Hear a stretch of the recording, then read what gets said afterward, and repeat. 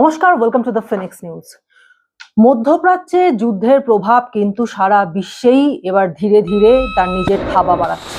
মধ্যপ্রাচ্যের যুদ্ধের ফলে ক্রুড অয়েলের সেই সাপ্লাই চেইন কিন্তু ভীষণভাবে ক্ষতিগ্রস্ত হচ্ছে এবং যার ফলে হরমুজ প্রণালী, যেটা সব থেকে বড় সাপ্লাইয়ের জায়গা, সেই হরমুজ প্রণালীতে যে পরিস্থিতি তৈরি হয়েছে তাতে কতদিন সেই তেলের সাপ্লাই সঠিকভাবে চলবে বা না চলবে সে বিষয় নিয়ে এখনো কেউ কিছু বলে উঠতে পারছে না। তার কারণ ইরানের বক্তব্য যে এই হরমুজ প্রণালী দিয়ে আর 1 লিটার তেলও বেরোতে দেওয়া হবে না। অন্যদিকে আমেরিকা সেক্ষেত্রে হুমকি দিয়ে বলছে যে হরমুজ প্রণালী বন্ধ করার দায় চুকাতে হবে ইরানকে। যেটা জানা গেছে যে ইরানের পক্ষ থেকে এই হরমুজ প্রণালীতে যাতে কোনো জাহাজ ঢুকতে না পারে, ইতিমধ্যে জাহাজ সেটা কিন্তু ইতিমধ্যেই ধ্বংস করা হয়েছে, সেখানে আগুন জ্বলছে, সেটা নষ্ট হয়েছে এই হরমুজ প্রণালীতে ঢোকার সময়। অথচ আমেরিকার বক্তব্য যে এখানে কোনো রকম মাইন পাতা নেই, কিন্তু ইরানের বক্তব্য যে এই হরমুজ প্রণালীতে তারা মাইন পেতে রেখেছে, অর্থাৎ সেখানে কিন্তু বিস্ফোরক বোঝাই মাইন রয়েছে। এবং সেক্ষেত্রে দাঁড়িয়ে আমেরিকা হুমকি দিয়েছে যে হরমুজ প্রণালী বন্ধ করলে তার খেসারত চুকাতে হবে ইরানকে। এবং ইতিমধ্যেই আমেরিকান নৌবহর ইরানের 16টি নৌবহরকে ধ্বংস করেছে, 16টি বিস্ফোরক বোঝাই নৌবহর ধ্বংস করেছে বলে দাবি করেছে। এবং তার কিছু ভিডিও ফুটেজও কিন্তু প্রকাশ্যে এনেছে। যদিও এই ভিডিও ফুটেজের মধ্যে কতটা সত্যতা আছে বা নেই তা এই মুহূর্তে জানা যাচ্ছে না, তবে যেহেতু আমেরিকার প্রেসিডেন্ট ডোনাল্ড ট্রাম্প এই দাবি করেছেন এবং এই ভিডিও ফুটেজ আমেরিকার সেনাবাহিনীর পক্ষ থেকে প্রকাশ করা হয়েছে, সেই জন্য আপাতত ধরে নেওয়া হচ্ছে যে সেটা আমেরিকার যা বলছে সেটার মধ্যে সত্যতা থাকতেও পারে। তো যাই হোক, এই কারণে কিন্তু ইতিমধ্যেই মধ্যপ্রাচ্য যথেষ্ট ব্যতিব্যস্ত হয়ে রয়েছে এবং তার প্রভাব সারা পৃথিবীতেই পড়ছে। কারণ এই ক্রুড অয়েল যা হরমুজ প্রণালী থেকে মধ্যপ্রাচ্য থেকে সরবরাহ করা হয়, তা সারা পৃথিবীর যে তেলের চাহিদা তার 40%, খুব একটা কম নয়।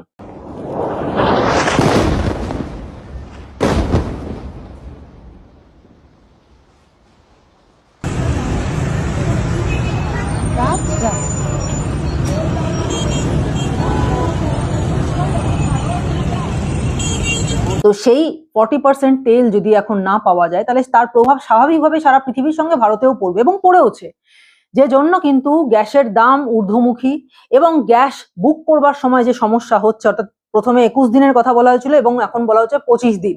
25 দিন পর গ্যাস বুকিং করা যাবে। যদিও কেন্দ্র থেকে বলা হয়েছে যে ভারতের জন্য যথেষ্ট পর্যাপ্ত গ্যাস মজুত রয়েছে, কিন্তু তারপরেও যেহেতু যুদ্ধকালীন পরিস্থিতি, সেই কারণে সাধারণ মানুষকে জাতির উদ্দেশ্যে কিন্তু একটা আবেদন করা হয়েছে বা বারবার বলা হয়েছে যে অকারণে গ্যাসের অপচয় করবেন না, সেটা বন্ধ করুন। মধ্যবিত্ত গৃহস্থদের যে গ্যাস লাগে সেই গ্যাসের দাম কিন্তু 60 টাকা বাড়ানো হয়েছে এবং যে সমস্ত গ্যাস লাগে কমার্শিয়াল কাজে তার দাম 116 টাকা বাড়ানো হয়েছে। সুতরাং এই যে টাকার পরিমাণটা বাড়ানো হয়েছে তার কারণটা তো এটাই যে মধ্যপ্রাচ্য থেকে গ্যাসের যে নিয়মিত আমদানি হতো সেটা আপাতত বন্ধ হয়ে গেছে এবং অন্যদিকে এর একটা খুব বড় সুপ্রভাব বলা যেতে পারে।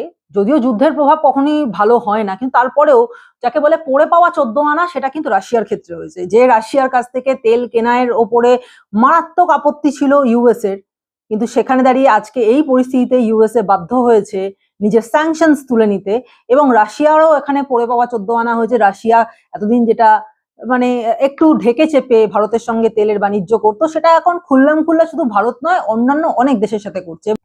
কিন্তু সে যাই হোক, মধ্যপ্রাচ্যের যে পরিস্থিতি, যুদ্ধ পরিস্থিতি, তার প্রভাব সারা বিশ্বে পড়ছে এবং স্বাভাবিকভাবেই সেই প্রভাব আমাদের দেশেও পড়েছে।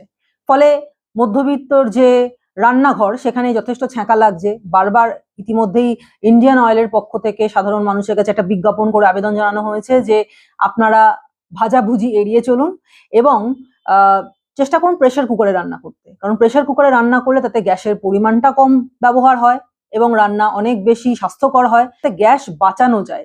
তেল এই ক্রুড অয়েলের যেহেতু সমস্যা আছে, তাই এমন কিন্তু বিজ্ঞাপন ইতিমধ্যেই বেরোচ্ছে। যেটা পরিস্থিতি সেটা হচ্ছে পশ্চিমবঙ্গে গ্যাস নিয়ে কিন্তু দুর্ভাবনা বাড়ছে। কারণ ইতিমধ্যেই আমরা দেখতে পাচ্ছি যে বিশ্ববাজারে হুড়মুড়িয়ে তেলের দাম বেড়েছে এবং তার প্রভাব কলকাতার একাধিক নামী রেস্তোরাঁতে পড়েছে। শুধু কলকাতা বলে না, কলকাতার বেশ কিছু রেস্তোরাঁ রয়েছে যারা বলছে আর 2 দিনের মতো গ্যাস বাকি রয়েছে এবং এরপরে যদি গ্যাসের সাপ্লাই বন্ধ থাকে, কারণ ইতিমধ্যে কেন্দ্র থেকে কিন্তু এই কথাটা পরিষ্কার করে দেওয়া হয়েছে যে গ্যাসের সাপ্লাই একেবারে সঠিকভাবে চলবে শুধুমাত্র গৃহস্থদের জন্য, যারা বিভিন্ন রেস্তোরাঁর জন্য সাপ্লাই নেন, অথবা যে সমস্ত গ্যাসগুলো কমার্শিয়াল ইউজ হয় সেক্ষেত্রে কিন্তু সাপ্লাইয়ের সমস্যা হতেই পারে, সাপ্লাইয়ের ঘাটতিও হতে পারে, সুতরাং সেক্ষেত্রে কোনো কথা বলার থাকতে পারে না। কিন্তু গৃহস্থের গ্যাসে যাতে কোনো সমস্যা না হয় সেই বিষয়টায় কেন্দ্র আশ্বস্ত করেছে। তো যারা আজকে রাস্তার ধারে বিভিন্ন দোকান করে সেখানে নানা রকমের ফাস্ট ফুড বিক্রি করেন, নানা রকমের ভাজাভুজি বেশিরভাগই তৈরি করে থাকেন, তাতে গ্যাসের প্রচুর ব্যবহার হয়, তাদের মাথায় হাত পড়েছে। নামি বেশ কিছু রেস্তোরাঁ রয়েছে কলকাতার, যারা ইতিমধ্যেই 1 বা 2 দিনের মধ্যেই আউটলেট আপাতত বন্ধ করে দিতে চলেছেন, তার কারণ গ্যাসের অমিল। এবং তার সঙ্গে সঙ্গে বেশ কিছু রেস্তোরাঁ এখনই বন্ধ করার কথা না বললেও বেশ কিছু আইটেম যেগুলোতে গ্যাসের খরচ বেশি হয় সেই আইটেমগুলোকেও কিন্তু কাটছাঁট করা শুরু করে দিয়েছে, এমনই খবর পাওয়া গেছে। এবং সব থেকে বড় বিষয় হলো কলকাতা সহ পুরো পশ্চিমবঙ্গে বিভিন্ন মন্দিরে কিন্তু ভোগ বিতরণ করা হয় দরিদ্র নারায়ণের সেবার জন্য বা সাধারণ মানুষের জন্য। ফ্রিতে ভোগ অবশ্যই ফ্রিতেই বিলি করা হয় বিভিন্ন জায়গাতে, তবে কিছু কিছু জায়গাতে টোকেনও লাগে। কিন্তু যে সমস্ত জায়গায় সাধারণ মানুষের জন্য ফ্রিতে ভোগ বিলি করা হয়, যেখানে হলে এসে প্রসাদ গ্রহণ করতে পারেন, সেরকম বেশ কিছু মন্দির কিন্তু ভোগ বিতরণ করা বন্ধ হবে এমন কথা নোটিশ দিয়ে জানিয়ে দিয়েছে। তার মধ্যে বর্গভীমা মন্দিরেও কিন্তু এই নোটিশ জারি করা হয়েছে, যতদিন না পর্যন্ত এই পরিস্থিতি স্বাভাবিক হচ্ছে ততদিন পর্যন্ত বর্গভীমা মন্দির থেকে কোনো রকম প্রসাদ বিলি করা হবে না। বাগবাজার মায়ের বাড়ি থেকেও এমনটাই জানা যাচ্ছে যে তারা আপাতত এই যে মায়ের যে প্রসাদ, সেই প্রসাদ দুপুরের যে অন্নভোগ, সেই অন্নভোগ বিলি করা বন্ধ রাখছেন। এবং এইভাবে কিন্তু অন্যান্য বেশ কিছু মন্দিরের ট্রাস্টি বোর্ড তারা এই সিদ্ধান্ত নিয়েছে, যতক্ষণ না পরিস্থিতি স্বাভাবিক হচ্ছে ততক্ষণ পর্যন্ত ভোগ বিতরণ বন্ধ রাখা হবে।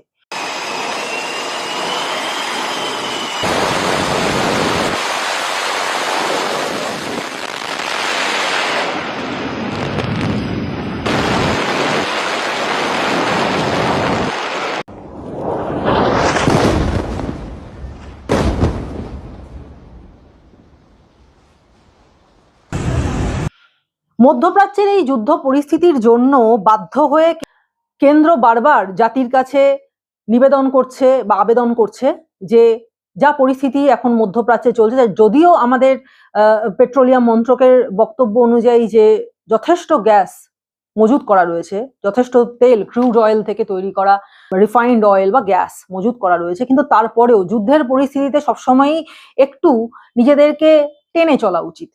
এবং সেই কারণে কেন্দ্রের পক্ষ থেকে এইটা বলা হয়েছে বা এই আবেদন করা হয়েছে জাতির কাছে যে আপনারা অকারণে অপচয় করা বন্ধ করুন।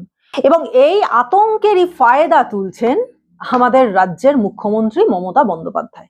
অর্থাৎ একটা মধ্যপ্রাচ্যে যুদ্ধ পরিস্থিতি তৈরি হয়েছে যার মধ্যে ভারত কোনোভাবেই অংশ ছিল না। ভারত এই যুদ্ধের কেউ নয়, ভারত সেই যুদ্ধের যোগ পর্যন্ত দেয়নি। মধ্যপ্রাচ্যের ইরান, তাদের একজন নেতার মৃত্যু এবং আমেরিকার আগ্রাসী মনোভাব, এই সব কিছুর কারণ হচ্ছে মধ্যপ্রাচ্যের এই অস্থির পরিস্থিতি। সেখানে ভারতের ঠিক কি করার থাকতে পারে এখনো পর্যন্ত কেউ জানে না। হয়তো ভারত সেখানে গিয়ে নিজের মতো আলোচনা করে সমস্যার সমাধানের চেষ্টা করতে পারে, কিন্তু যুদ্ধবাজ দুই দেশকে করে তাদের মধ্যে যুদ্ধ বন্ধ করতে হয়, কিভাবে পরিস্থিতি স্বাভাবিক করতে হয়, তা নিয়ে কিন্তু ভারত এই মুহূর্তে কিছুই বলতে পারছে না। তার কারণ একটা সমস্যা তৈরি হয়েছে। আপাতত আমেরিকার সঙ্গে ভারতের যে সম্পর্কের অবনতি হয়েছিল সেটা আস্তে আস্তে একটু উন্নতির দিকে যাচ্ছে, এবং অন্যদিকে ইরানের সঙ্গেও ভারতের যে খুব অসৎ ভাব তা নয়, অথচ ইরানের ওপর বোম্বার্ডমেন্ট করছে যে দেশ ইসরায়েল, সে ভারতের পরম মিত্র। সুতরাং একটা এমন পরিস্থিতি হয়েছে যে ভারতের পক্ষে কোনো পথেই সেভাবে যাওয়া সম্ভব নয়, তাই ভারত এখন ধীরে চলনীতিতে চলছে। কিন্তু এই পরিস্থিতি সারা বিশ্বের লোক বুঝলেও এবং আমাদের রাজ্যের মুখ্যমন্ত্রী বুঝলেও তিনি বুঝতে চাইবেন না। তার কারণ তার কাছে এই যুদ্ধ পরিস্থিতি, তাতে কি সমস্যা হলো, সাধারণ মানুষ কি সমস্যায় পড়লো, সেটা ম্যাটার করে না। তার কাছে যেটা ম্যাটার করে সেটা হচ্ছে রাজনীতি, এবং রাজনীতিতে নিজের জায়গাটাকে ধরে রাখার জন্য কিভাবে একটা পরিস্থিতিকে কেন্দ্রের বিরুদ্ধে ঘুরিয়ে দিতে হয়, তার কলা, তার ললিত কলাটা মমতা বন্দ্যোপাধ্যায় যথেষ্ট ভালো করে জানেন। এবং সেই কারণেই 5 দিনের ধর্ণা মঞ্চে বসে থাকার পরে তিনি বুঝলেন যে ধর্ণা মঞ্চে ধর্ণা দিয়ে কিছুই হবে না, বরঞ্চ এবার এই গ্যাস নিয়ে ঝাঁপানো যাক কেন্দ্রের বিরুদ্ধে। মধ্যপ্রাচ্যে যুদ্ধ পরিস্থিতির জন্য গ্যাসের দাম ঊর্ধ্বমুখী সারা পৃথিবীতেই। সেই কারণে ভারত সরকারের পক্ষ থেকে বলা হচ্ছে যে গ্যাস নিয়ন্ত্রিতভাবে ব্যবহার করুন। সেখানে দাঁড়িয়ে মুখ্যমন্ত্রী মমতা বন্দ্যোপাধ্যায় এখন রাজনীতি শুরু করেছেন। তিনি বলছেন যে বৃহস্পতিবারই তিনি ডিলারদেরকে নিয়ে একটা বৈঠকে বসতে চান নবান্নে, সেই জন্য ডিলারদেরকে ডাকা হয়েছে। বুধবার থেকেই তিনি এই নিয়ে সক্রিয় হয়েছেন। বৃহস্পতিবার তিনি ডিলারদের সঙ্গে বৈঠকে বসবেন এবং আগামী সোমবার কেন্দ্রের বিরুদ্ধে গ্যাসের দাম বৃদ্ধির প্রতিবাদে পথে নামবেন মুখ্যমন্ত্রী এবং তার দল। মুখ্যমন্ত্রী নিজে পা মেলাবেন।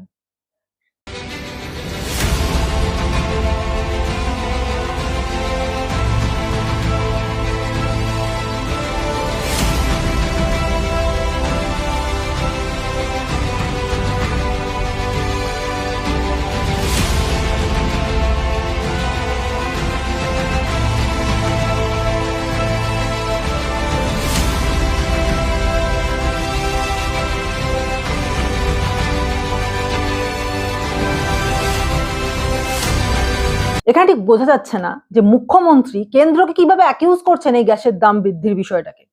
আমি প্রথমেই বললাম যে যুদ্ধ পরিস্থিতি যা তৈরি হয়েছে মধ্যপ্রাচ্যে, হরমুজ প্রণালী বন্ধ হয়ে থাকবে নাকি সেখান থেকে গ্যাসের সরবরাহ চলবে, ইতিমধ্যেই সেখানে যে অগ্নিগর্ভ পরিস্থিতি তৈরি হয়ে রয়েছে, সেখানে দাঁড়িয়ে ভারতকে বা সারা পৃথিবীর লোককেই কিন্তু এই সমস্যার মধ্যে পড়তে হচ্ছে। সেখানে দাঁড়িয়ে আমাদের দেশের একটি অঙ্গরাজ্যের মুখ্যমন্ত্রী যেভাবে বিষয়টাকে রাজনীতির পর্যায়ে নিয়ে গেছেন, অন্য দেশের যুদ্ধের পরিস্থিতিকে নিজের রাজ্যে টেনে আনছেন, সেটা সত্যিই নিন্দনীয়। বুধবার 3 দিক থেকে দ্রুত সক্রিয়তা দেখিয়ে মঞ্চে অবতীর্ণ হয়েছেন মমতা বন্দ্যোপাধ্যায়। কেন্দ্রকে এই নিয়ে উদ্বেগ ছড়ানোর জন্য দায়ী করেছেন তিনি। সমাজ মাধ্যমে একটার পর একটা বক্তব্য রাখছেন। একটি খুব গুরুত্বপূর্ণ নামী চ্যানেলে তিনি বিরাট বড় বক্তৃতা দিয়েছেন এই বিষয়ে কেন্দ্রকে দোষী সাব্যস্ত করে, এবং তৃণমূলের রাজনৈতিক প্রতিবাদ কর্মসূচি তিনি ঘোষণা করে দিয়েছেন। মমতা বন্দ্যোপাধ্যায় বলছেন যে কেন্দ্র সরকারের ভুল সিদ্ধান্তের জন্য, আমি আবারও নতুন করে রিপিট করছি, কেন্দ্র সরকারের কোট আনকোট ভুল সিদ্ধান্তের জন্য এই পরিস্থিতি তৈরি হয়েছে। এবং এখানে তিনি বলছেন গ্যাসের ইস্যুতে, অর্থাৎ মধ্যপ্রাচ্যের যুদ্ধের সঙ্গে তিনি এসআইআর কে মিলিয়ে দিচ্ছেন।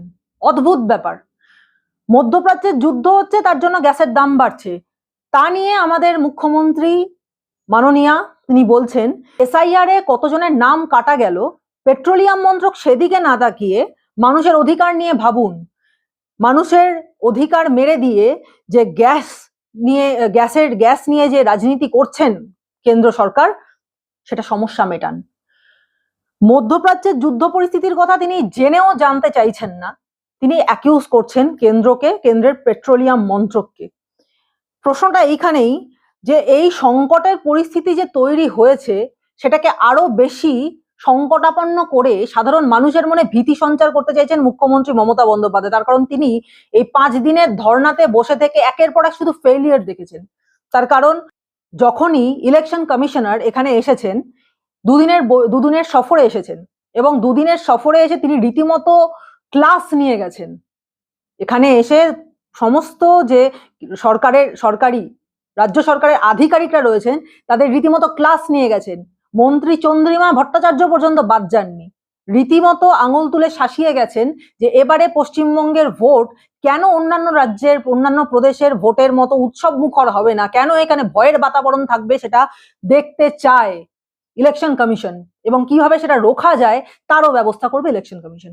সুতরাং এবার ভোট নিয়ে যথেষ্ট চিন্তায় রয়েছেন মুখ্যমন্ত্রী মমতা বন্দ্যোপাধ্যায়। দ্বিতীয়ত এসআইআর এর ফলে একের পর এক লজিক্যাল ডিসক্রিপেন্সি থেকে শুরু করে যেভাবে নাম কাটা যাচ্ছে, ভুয়ো ভোটারদেরকে যেভাবে বাদ দিয়ে দেওয়া হচ্ছে, তাতে মুখ্যমন্ত্রী যথেষ্ট আতঙ্কিত যে এবারে না গদি উল্টে যায়।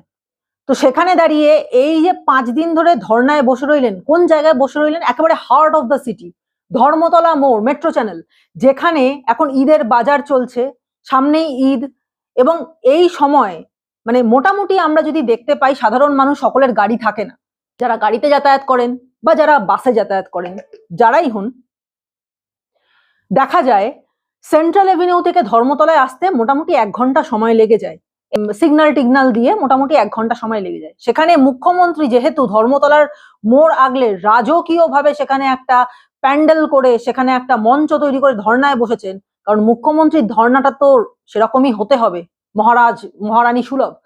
সেই ধর্নার জন্য পুরো মেট্রো চ্যানেল বন্ধ, ফলে গাড়ি এগোচ্ছে সম্মুখ গতিতে, এবং তার ফলে যে 1 ঘন্টার রাস্তা সেটা প্রায় 1.25 ঘন্টা থেকে 2 ঘন্টা সময় অপচয় হচ্ছে। সুতরাং সাধারণ মানুষের হয়রানি বাড়ছে এবং যখনই অফিসে দেরিতে মানুষ ঢুকবে, অফিস কিন্তু শুনবে না যে মুখ্যমন্ত্রীর ধর্ণা চলছে বলে রাস্তায় এতখানি সমস্যা হয়েছে, আসতে দেরি হয়েছে। অফিস কিন্তু হয় সেদিনের জন্য স্যালারি কাটবে অথবা সময়ের হিসেবে স্যালারি কাটবে। সেটা সাধারণ মানুষ মোটেই সহ্য করতে পারবেন না, সেটা তাদের জন্য মোটেই সহনীয় নয়। কিন্তু সেটা মুখ্যমন্ত্রী ভাবলেন না। উপরন্তু যেটা হলো, একের পর এক ফেলিওর দেখলেন, সাধারণ মানুষের এখানে বিরক্তি তৈরি হলো। অন্যদিকে ইলেকশন কমিশনার এসে ক্লাস নিয়ে গেলেন। তৃতীয়ত এসআইআর ইস্যু নিয়ে যখন আবার সুপ্রিম কোর্টে নতুন করে মামলা চললো, সেখানে তার সদ্য প্রতিনিধি হিসেবে যাকে তিনি রাজ্যসভায় পাঠাচ্ছেন, অনেকা গুরুস্বামী, তিনি যখন সেখানে নিজের জ্বালামুখী ভাষণ দিতে উঠলেন এবং সুপ্রিম কোর্টের সামনে জুডিশিয়াল অফিসারদেরকে নিয়ে প্রশ্ন তুললেন, সুপ্রিম কোর্ট কড়া ধমক দিলেন তাকে। কারণ তিনি সুপ্রিম কোর্টে দুধে লয়ার ছিলেন, কিন্তু তাকে কড়া ধমক দিয়ে সুপ্রিম কোর্ট জানিয়ে দিল যে জুডিশিয়াল অফিসারদেরকে নিয়ে কোনো কথা বরদাস্ত করা হবে না। এসআইআর ইস্যুতে রাজ্যের কোনো বক্তব্য, রাজ্য কোনো রকম ভাবে এসআইআর ইস্যুকে যদি বাধাপ্রাপ্ত করতে যায়, সুপ্রিম কোর্ট সেটা বরদাস্ত করবে না। সুতরাং আপনি অ্যাপোলোজাইজ করুন।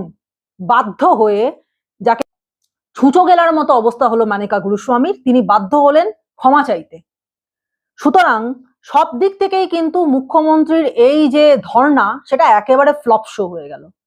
5 দিন ধরে ফ্লপ শো করে যখন বুঝলেন যে এখানে আর কিছু করার নেই, উল্টে মানুষের জনরোষ বাড়ছে এই এতখানি জায়গা দখল করে রাখার জন্য। কারণ মানুষ তো পরিষ্কারভাবে দেখতে পাচ্ছে যে একটা সাধারণ ছোট্ট সভা করার জন্য বিরোধী দলকে 100 বার কোর্টে ছুটতে হয়, কারণ তাদেরকে জায়গা দেওয়া হয় না, সভা করবার অনুমতি দেয় না কলকাতা পুলিশ। সেখানে দাঁড়িয়ে কলকাতার প্রাণ কেন্দ্র, নার্ভ সেন্টার যাকে বলে, সেইখানে দাঁড়িয়ে 5 দিন ধরে রাজকীয় বিরাট বড় একেবারে মঞ্চ তৈরি করে ধর্ণা দিলেন মুখ্যমন্ত্রী, এবং তাতে মানুষের প্রাণান্ত হলো, বাপান্ত করতে করতে তারা পৌঁছলেন নিজেদের জায়গায়। এই বিষয়টা সাধারণ মানুষ মোটেই সহজভাবে নেবে না, বরঞ্চ বাঁকা চোখেই দেখবে। তো ইত্যাদি ইত্যাদি প্রভৃতি সবকিছু নিয়ে যখন দেখলেন মুখ্যমন্ত্রী যে রাজনীতিটা ঠিক চললো না, তখন গ্যাসের দাম বৃদ্ধিটাকে হাতিয়ার করে ঝাঁপিয়ে পড়লেন মুখ্যমন্ত্রী, এবং সেই জন্য সরাসরি দোষারোপ করতে শুরু করলেন কেন্দ্রকে। সাধারণ মানুষ কি এতই বোকা যে কেন্দ্রকে দোষারোপ করছেন মুখ্যমন্ত্রী, যে কেন্দ্র কেন গ্যাস দিচ্ছে না? সাধারণ মানুষ কি এতই বোকা? তাদের কাছে ইন্টারনেট নেই, তারা কিছু দেখতে পান না, তারা জানতে পারেন না, খবর শোনেন না যে মধ্যপ্রাচ্যে কিভাবে বম্বার্ডমেন্ট চলছে, কিভাবে আমেরিকা ইসরায়েল বম্বার্ডমেন্ট চালাচ্ছে, কিভাবে ইরান তার পাল্টা প্রত্যাঘাত হিসেবে গালফ কান্ট্রিগুলো যেগুলো রয়েছে, মধ্যপ্রাচ্যের অন্যান্য যে দেশগুলো রয়েছে, সেই সব দেশগুলোতে, এমনকি দুবাইতে পর্যন্ত বম্বার্ডমেন্ট চালাচ্ছে, দুবাইয়ের এয়ারপোর্টের সামনে তারা ড্রোন হামলা করছে। তার ফলে যে মধ্যপ্রাচ্যে, যেটা তেলের ভান্ডার, যেখান থেকে পৃথিবীর এত তেল আসে, যে জায়গাটাকে নিয়ে চিরকাল সবার মধ্যে মারামারি কাড়াকাড়ি লেগেছিল, সেই জায়গাটা আজকে উত্তাল হয়ে রয়েছে, অশান্ত হয়ে রয়েছে। সুতরাং সেক্ষেত্রে সমস্যা হবেই। সাধারণ মানুষ এটা বোঝে না। মুখ্যমন্ত্রী সেখানেও নেমে গেলেন আজকে রাজনীতি করতে। তো মুখ্যমন্ত্রী রাজনীতি করুন, কিন্তু রাজনীতিটা রাজনীতির মতো করলেই ভালো হতো। আপনি যেটা করছেন সেটা ছেলে খেলা হচ্ছে। এবং বারবার, যেটা এর আগেও বলেছি, আবারও বলছি, পশ্চিমবঙ্গের মানুষ রাজনীতি রক্তে নিয়ে জন্মায়। কারণ আমাদের রাজ্যে সেই ব্রিটিশ আমল থেকে পুরুষ থেকে মহিলা সকলেই কিন্তু রাজনীতির অংশ হয়ে থেকেছেন। তারা রীতিমতো রাজনৈতিক নেতা বা নেত্রী হিসেবে কাজ করেছেন, রীতিমতো ইংরেজের বিরুদ্ধে লড়াই করেছেন, প্রাণ দিয়েছেন, জেলে গেছেন, আত্মহত্যাও করেছেন। শুধুমাত্র এই রাজনৈতিক যে টার্ময়েল রয়েছে বা রাজনৈতিক যে সমস্ত কার্যকলাপ ছিল তার অংশ হিসেবে। সেখানে দাঁড়িয়ে পশ্চিমবঙ্গের মানুষকে যদি আপনি রাজনীতি শেখাতে আসেন, তাহলে আপনি মূর্খের স্বর্গে বাস করছেন। পশ্চিমবঙ্গের মানুষ কোনটা রাজনীতি করা যায় আর কোনটা রাজনীতি নয় সেটা যথেষ্ট বোঝে। সুতরাং রাজনীতি করতে আপনি যথেষ্ট ঝানু পলিটিশিয়ান, সেটা সবাই জানে, কিন্তু কোথায় গেল আপনার সেই পলিটিক্যাল সেন্স, যে আপনি নিজের সভা থেকে আপনারই বিধায়িকাকে দূর দূর করে তাড়িয়ে দিচ্ছেন? মঞ্জু বসুকে আপনি দূর দূর করে তাড়িয়ে দিচ্ছেন, সেটা সবাই দেখেছে। যে দিদি বা যে নেত্রী নিজের বিধায়িকার হতে পারলেন না, তিনি সাধারণ মানুষের কি করে নেত্রী হবেন? কেউ কি দেখতে পায়নি? প্রচুর ছবি আসছে, প্রচুর ভিডিও আসছে আপনার ডান হাতের, একসময় যিনি ডান হাত ছিলেন, তিনি বারবার বলছেন আপনার বিভিন্ন ব্যক্তিগত বিষয় সম্পর্কে, আমি নামটা নাই বা বললাম, কিন্তু তার কাছ থেকে, তার মুখ থেকে তা আপনার ব্যক্তিগত জীবন বা আপনার ব্যক্তিগত বিভিন্ন রকম কীর্তিকলাপ নিয়ে যখন শুনছেন এবং তার পরিস্থিতি দেখতে পাচ্ছেন, বিভিন্ন নামজাদা চ্যানেলে তার ইন্টারভিউ আসছে, তখন কি সাধারণ মানুষ বুঝতে পারছে না যে আপনি নিজের প্রয়োজনে মানুষকে লাগান এবং তারপর তাকে ছুঁড়ে ফেলে দিতে 2 মিনিটও ভাবেন না? তৃণমূলের সংস্কৃতিই তো এই, প্রথমে ব্যবহার করব নিজের স্বার্থে এবং তারপর ছুঁড়ে ফেলে দেবো। ঠিক সেটা চোখের সামনে মানুষ দেখতে পেয়েছেন মঞ্জু বসুকে নিয়ে। তিনি নোয়াপাড়ার বিধায়িকা, তাকে আপনি কিভাবে আঙুল তুলে দূর দূর করে তাড়িয়ে দিলেন এবং আপনার বাউন্সাররা টেনে হিঁচড়ে তাকে নিয়ে সরিয়ে নিয়ে গেল, সেটা সবাই দেখতে পেয়েছে। সুতরাং আপনি যে আবারও নতুন করে রাজনীতির গুটি হিসেবে পশ্চিমবঙ্গের সাধারণ মানুষকে ব্যবহার করার চেষ্টা করছেন, সেটা সবার কাছে খুব ক্লিয়ার। সুতরাং আপনি অপেক্ষা করে থাকুন। গ্যাসের দাম আজকে কমলো কি বাড়লো সেটা নিয়ে আমরা সাধারণ মানুষরা ঠিক বিষয়টাকে মানিয়ে নেব।